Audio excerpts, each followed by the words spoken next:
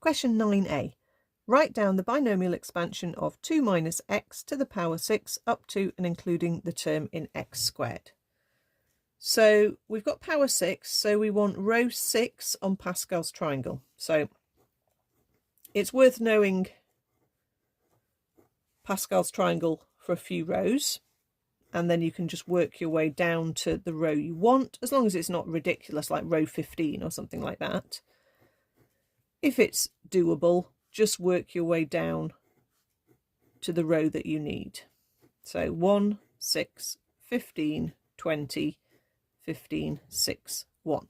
You can also work out these by doing 6 NCR 0, which is 1, 6 NCR 1, 6 NCR 2 gives you the 15, 6 NCR 3 gives you the 20, and so on. Make sure you know where that is on your calculator. So 2 minus x to the power 6, as we're doing the pattern of the expansion. So the first term is the one from Pascal's triangle, which I'm not going to write, but you can. It's then the first term in the bracket to the full power of the bracket, and that is the first term. The next term has the 6 from Pascal's triangle. It has the first term of the bracket dropping a power, so that drops to power 5. And then the second term in the bracket, including the sign,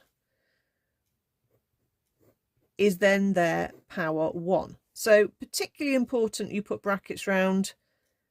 Okay, the minus needs to have the power applying to the minus sign. Any number alongside the x needs to have the bracket to remind you of the power there.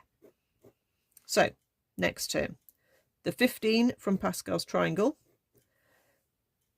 The 2 drops another power, so now it's down to power 4. And the minus x in a bracket, remember, is now up to power 2. Now we don't have to go any further, but I can't leave it there without putting plus dot dot dot because it looks wrong. We know it carries on. All we have to do is tidy up each term. So 2 to the power 6, go up in powers of 2, or just on your calculator, is 64.